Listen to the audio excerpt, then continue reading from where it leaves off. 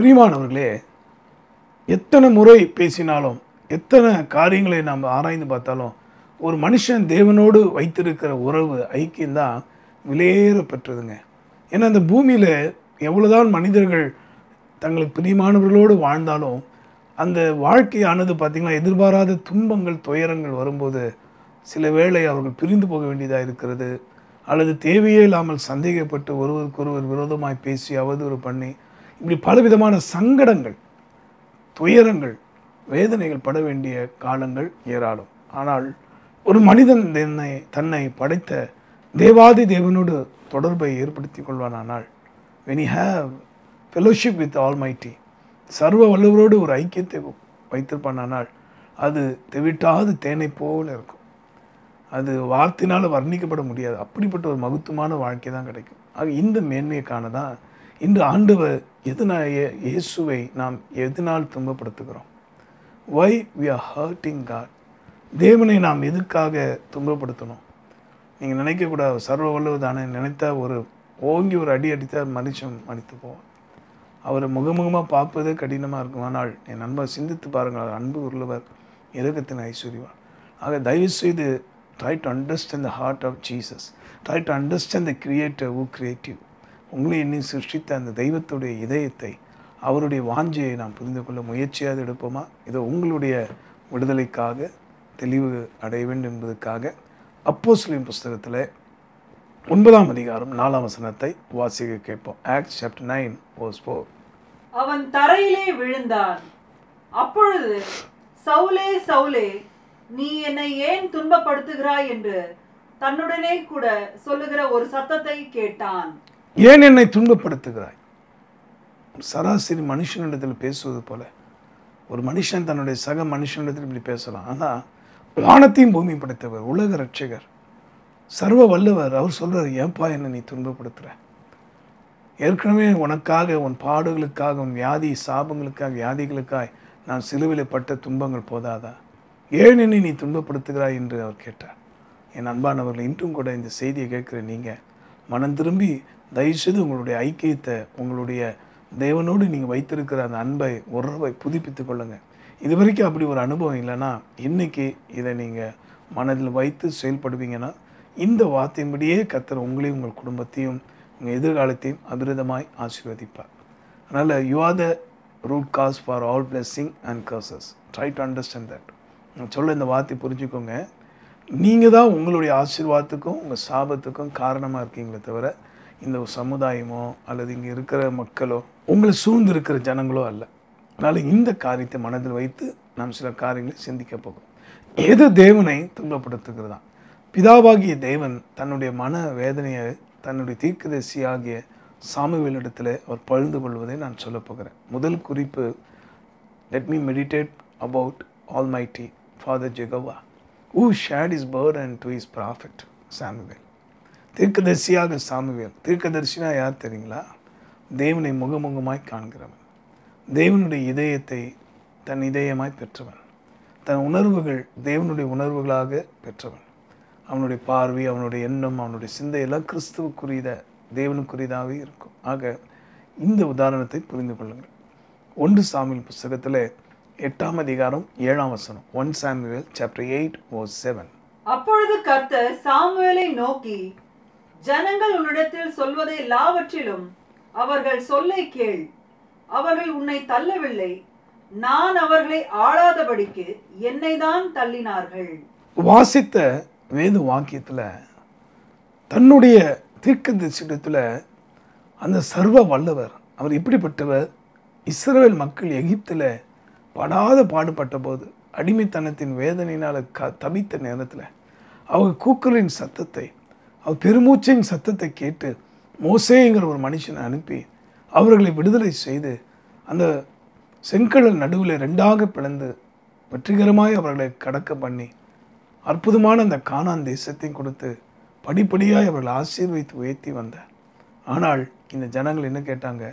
மற்ற ஜனங்களைப் போல எங்களுக்கும் ஆளுகை செய்ய, எங்களையும் ஆண்டு கொள்ள ஒரு ராஜா வேண்டும் என்று அந்த ராஜாதி ராஜாவை நெக்லெக்ட் பண்ணவர்களாக, அந்த தேவாதி தேவனை காயப்படுத்தினவர்களாக, ஜீவனுள்ள தெய்வத்தை விசனப்படுத்தினவர்களாக இந்த ஒரு வார்த்தையை சொல்கிறாங்க. அது எப்படி அவர் சொல்கிறார் பார்த்தீங்களா? ஏன்னா சாமுவேல் ஓயாமல் அழுது கொண்டு இருந்தார். ஐயோ, இவர்கள் இப்படி ஹர்ட் பண்ணிட்டாங்களா ஆண்டவரை, தகப்பனே நம்ம காயப்படுத்திட்டாங்களே, ஒரு மனுஷன் தோல் சுமப்பது போல இவ்வளோ தூரம் நீ சுமந்து கொண்டு வந்தீர, அந்த அன்புக்கு அவங்க அடிமையாகலையே, அந்த அன்புள்ள தெய்வத்தை காயப்படுத்திட்டாங்களே, அவர் மனதை நோகடிச்சிட்டாங்களே, ஏன் துன்பப்படுத்துகிறாய் என்கிற வார்த்தை சாமுவேலுடைய காதில் விழுந்திருக்கும் போல. இந்த பாழா போன ஜனங்க, நன்றி கெட்ட ஜனங்க, உணர்வில்லா ஜனங்க, என் தேவனாகிய கர்த்தரை காயப்படுத்திட்டாங்களே என்று சொல்லி சாமுவேல் அழுது புலம்புகிறான். அப்பொழுது கர்த்தர் அவனுக்கு காட்சி அளித்து தரிசனமாகி அவனோடு சொல்லுகிறார், அவர்கள் உன்னை தள்ளலப்பா, இதனுடைய பொருள் என்ன, நீ ஏன் அழணும், நீ அழாதப்பா, ஐ சப்போஸ் டு கிரை. காரணம் என்ன, நான் அவர்களை ஆளாதபடிக்கு என்னை தான் தள்ளினார்கள், ஏன் என்னை துன்பப்படுத்துகிறார். இதை கேட்குற அன்பர்களே, எப்பெல்லாம் ஆண்டவராகிய தேவனாகிய கர்த்தருக்கு நீங்கள் தர வேண்டிய நேரத்தை இந்த உலக மனுஷனுக்கு தரீங்களோ, இந்த உலகத்தில் பணம் தான் பிரதானம், பதவி தான் பிரதானம், உலக சிற்றினம் தான் பிரதானம், உலக ஸ்நேகம்தான் பிரதானம்னு சொல்லி ஒரு ஆண் பெண் மேலே பற்றுக்கொண்டு, ஒரு பெண் ஒரு ஆண் மேலே பற்றுக்கொண்டு இப்படியாக அதுக்காக அலைந்து திரிகிறார்களோ, நான் சொல்வது தேவனுக்கு தர வேண்டிய நேரத்தை, தேவனுக்கு தர வேண்டிய முக்கியத்துவத்தை யாரெல்லாம் குறைத்து கொள்கிறார்களோ அல்லது அதை அறுத்து கொள்கிறார்களோ அவர்களுக்காக தான் கர்த்தர் சொல்ல, ஏன் என்னை துன்பப்படுத்துகிறாய். What a painful word isn't it. இதை கொஞ்சம் நினச்சி பாருங்களேன். உங்கள் பெத்த தகப்பன், பயாலஜிக்கல் ஃபாதரை சொல்கிறேன், நீங்கள் இந்த பூமிக்கு வர உயிர் தந்த அந்த தகப்பன் உங்களை பார்த்து இந்த வார்த்தையை சொன்னால், ஏன்பா என்னை நெக்லெக்ட் பண்ணுற, ஏன்பா என்னை வெளியே தள்ளின. ஒரு முறை ஒரு வீட்டுக்கு சென்று அங்கே நடந்த சம்பவத்தை பார்த்தபோது மனம் உடைந்து போனேன். காரணம் என்னென்னா, அந்த வீட்டில் அந்த பெரியவரை காணும். ஏன்னு கேட்டேன். அதுக்கு அவர் சொன்ன ஒரு வார்த்தை, என் பையன் என்னை கொண்டு போய் ஒரு ஆர்ஃபனேஜில் சேர்த்துட்டான் ஐயா. ஆனால் இவர் போய் சேர்த்து நின்று பேசிகிட்டு இருக்கும்போது அந்த ஆர்ஃபனேஜை நடத்துகிற தலைவர் வந்து ரொம்ப நேரம் இவரோட பேசினார். இதை பார்த்து அவருடைய மகன் ஓடி வந்து, தகப்பனை எங்கள் அப்பா உங்களுக்கு முன்னாடியே தெரியுமா? ஆமாம் என்று தலையாட்டினார். எப்படி தெரியும்? சரியா 35 ஆண்டுகள் முன்பாக அனாதையாக இருந்த ஒரு பையனை இதே ஹோம்லேருந்து தான் அவரை கூட்டிகிட்டு போனார் என்று சொன்னார்களோ இல்லையோ, இவன் கண்கள்லாம் குளமாயிற்று. காரணம் என்ன? தன் மனைவியின் பேச்சை கேட்டு தானே ஒரு அனாதை பிள்ளை, அந்த பிள்ளையை தத்தெடுத்த தகப்பனை அதே அனாதை இல்லத்துக்கு கொண்டு வந்து சேர்க்கார். இப்படிப்பட்ட ஒரு கொடுமை பற்றி, ஏன் நான் ஆளாதபடிக்கு என்னை தான் தள்ளினார்கள். என் அன்பானவர்கள், இன்றைக்கும் கூட உங்களை அநேகர் இதே போல தான் அந்த தேவாதி தேவனை மனதை நோகடிக்கிறீங்க. Not only father Jehovah, even Jesus says. ஆண்டவராக இயேசு கிறிஸ்துடைய விருப்பம் என்ன தெரியுமா? மார்க்கின் புஸ்தகத்தில் 3ஆம் அதிகாரம் 14ஆம் வசனத்தை வாசிக்கலாமா? Mark chapter 3 verse 14.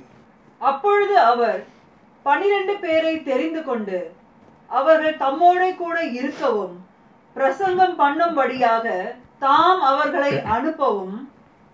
இந்த வசனத்தை எப்படி தொடங்குறாரு? தம்மோடு இருக்குமா, உம்மோடு இருப்பதான் என் உள்ளத்தின் வாஞ்சையான்னு பாடு. இதெல்லாம் ரொம்ப சுலபம்.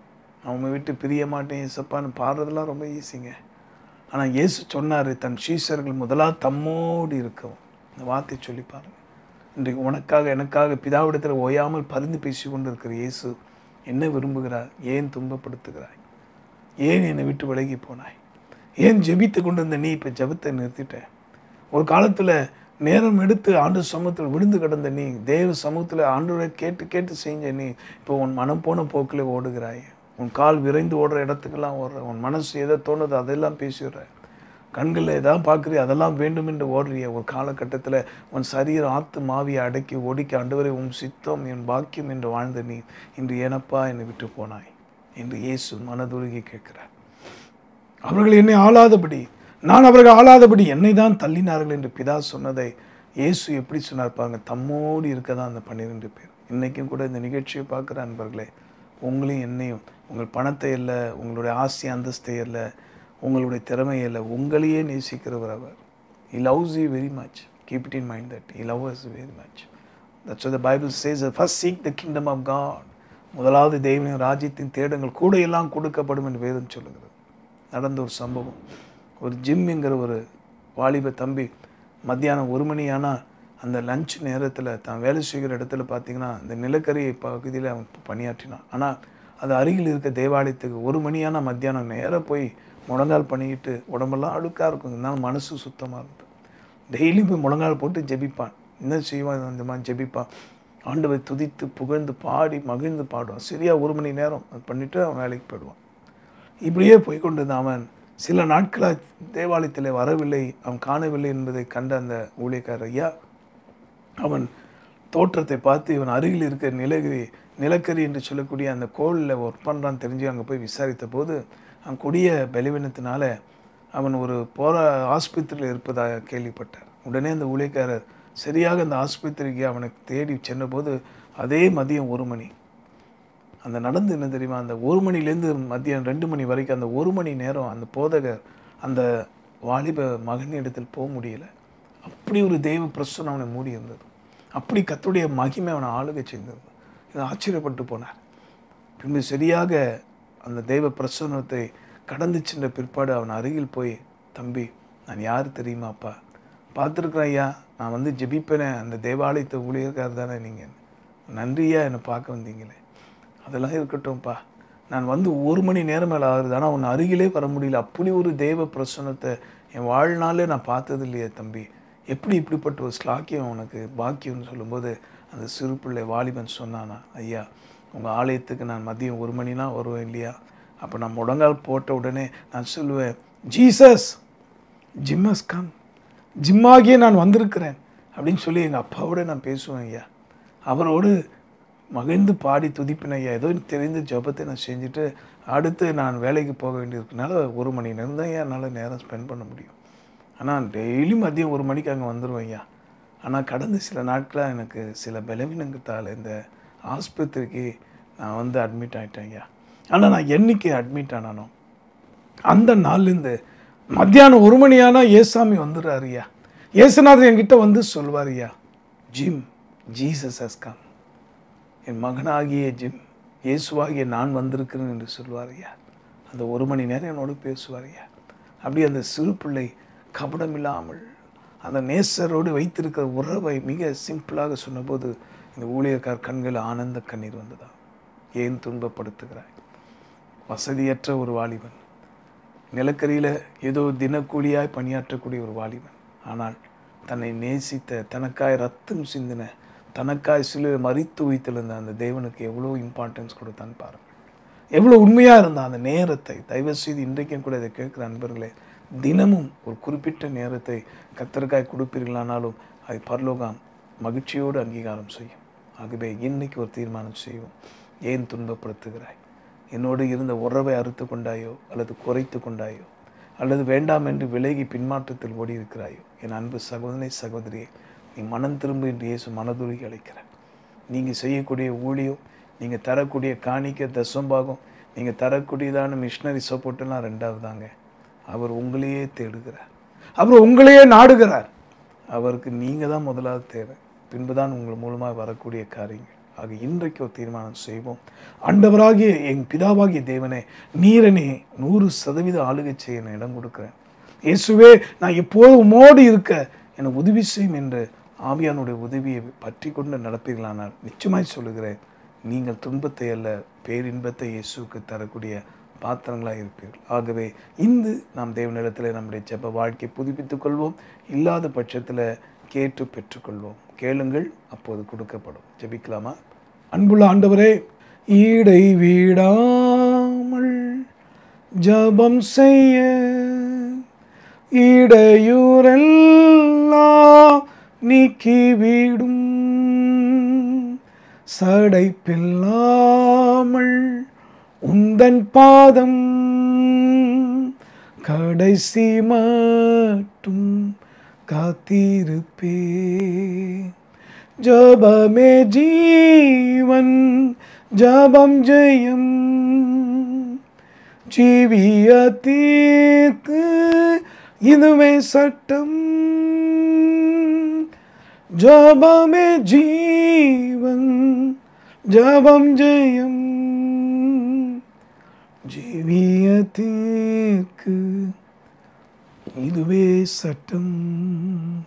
அன்புள்ள ஆண்டவரே, ஆனந்த கண்ணீரோடு உங்களை பார்த்து நினைக்கிறேனப்பா. அந்த வாலிபன் பையன் ஜிம் மனுஷர்களாக அற்பமாக எண்ணப்பட்டிருக்கலாம். இன்னைக்கு கூட எத்தனையோ ஊழியக்காரர்கள் கிராமங்களிலும் பட்டணங்களிலும் அல்ல, மலைகளிலும் குன்றுகளிலும் தங்களை மறைத்து கிறிஸ்துவுக்காக கண்ணீரோடு ஆத்மா பாரத்தோடு ஊழியம் செய்கிறாங்கப்பா. இன்னைக்கு ஒருவேளை இந்த சமுதாயம் அவர்களை அற்பமாக நினைக்கலாம், ஏன் பெற்ற பிள்ளைங்க கூட அற்பமாக நினைக்கலாம், கட்டின மனைவியை புருஷனும் கூட அதை கேவலமாக எண்ணக்கூடும். ஆனால் என் நேசரை உம்மோடு கூட ஒரு மனிதனை உறவு வைத்திருப்பான். ஆனால் அது யாராக இருந்தாலும் சரி, அவர் எந்த தீவில் இருந்தாலும் சரி, அவர்கள் பேர்பட்ட சூழ்நிலை இருந்தாலும் சரி, அவர்களை நீ மறக்காத தேவனப்பா. காரணம் நீர்தான் அவர்களுக்கு ராஜாவாக இருந்து ஆளுகை செய்கிறீர், நீர்தான் எல்லாமா இருந்து கூடவே இருக்கிறீர் ஆண்டவரே. பணம் இருக்கிற வரைக்கும் ஒட்டிக்கிடுவாங்க, வசதி வாய்ப்பு வர இருக்கிற வரைக்கும் ஒட்டிக்கிடுவாங்க, எல்லாம் போனாலும் தூக்கி எறிஞ்சிற அந்த உலகம். ஆனால் நீர் அப்படி அல்லவே, தம்மோடு இருக்கவும் பின்புதான் பிரசங்கம் வரங்கள் வல்லமை என்று சொன்னேன். தகப்பனே, என்னோடு கூட சேர்ந்து ஜெபித்து கொண்டிருக்கிறவர்கள் கண்கள் குளமாய் மாறட்டும். தன்னை நேசிக்கிற தேவனை விட்டு அவருக்கு தர வேண்டிய நேரத்தையும் பணத்தையும் அவருக்கு தர வேண்டிய உழைப்பையும் இன்றைக்கி பாழாப்போன உலகத்துக்கும் சிற்றின்பத்துக்கும் பொருளாசைக்கும் மண்ணாசைக்கும் வீணான பெருமைக்கும் பந்தாக்கும் இன்றைக்கி வாழ்க்கையின் நேரத்தையும் காலத்தையும் பாழாக்கி கொண்டு இருக்கிறார்களே சுவாமி, அவர்கள் ஒவ்வொரு கண்களை திறப்பீராக. Open their inner eyes, O God. Let them understand your real love, Father God. Open their inner life, O God. இயேசு சொன்னது போல எப்போதும் மூடி இருக்கணும் ஆண்டவரே. அப்படிப்பட்ட கிருபை தாரும். இந்த நாளில் கேட்ட வார்த்தைப்படி அந்த சிறு பையன் பெரிய கோடீஸ்வரன் கிடையாது, பெரிய படித்தவன் கிடையாது, ஆனால் மகா பெரிய தேவன் இறங்கி வந்து அவனோடு பேசும் அளவுக்கு எவ்வளோ பெரிய பாக்கியத்தை பெற்றிருந்தான். What a great privilege he had, oh God. இந்த மேன்மை இந்த ஜனங்க உணரட்டும். இந்த ப்ரேயரை என்னோடு செய்கிறவங்களுக்கு அந்த வேல்யூவை கற்றுக் கொடுங்க, அந்த ப்ரிவிலேஜை கற்றுக் கொடுங்கப்பா. உமோடு இருக்கிற அனுபவம் ஆண்டவரே உதவி செய்யும். இருளில் வாழ்ந்து எனக்கு வெளிச்சமாய் வந்து இத்தனை ஆண்டுகள் அப்படியே நீ நடத்தி வருகிறீர். உன்னோட மகிமையின் சிறகுக்குள்ளாக வைத்து மூடி இருக்கிறீர். ஆம் தகப்பனே, இன்னும் பாதுகாத்துக்கொள்ளும், இன்னும் பாதுகாத்துக்கொள்ளும். இந்த ஜனத்துக்குள்ளே ஜெப ஆவி இறங்கட்டும், மன்றாட்டின் ஆவி இறங்கட்டும். கர்த்தரா பிதாவாக தேவனை துன்பப்படுத்தி விடாதபடி, இயேசுவை துன்பப்படுத்தி விடாதபடி, ஆவியானவரே சபைகள் துன்பப்படுத்தி விடாதபடி கர்த்தரை காத்தருளும். ஜீவாதிபதி இயேசு மூலமாய் வேண்டி மன்றாடுகிறோம் எங்கள் நல்ல பிதாவே, ஆமேன். இந்த வார்த்தை கேட்ட நீங்கள் இந்த அற்புதத்தை பிறகு ஷேர் பண்ணுங்கள். இந்த light of the world ministry திறப்பிலே உங்களுக்காக ஜெபிக்கிற ஒளி என்னோடு கூட இணைந்து நீங்களும் தேசத்தின் எடுப்பதற்காக ஜெபிக்கலாம். God bless you.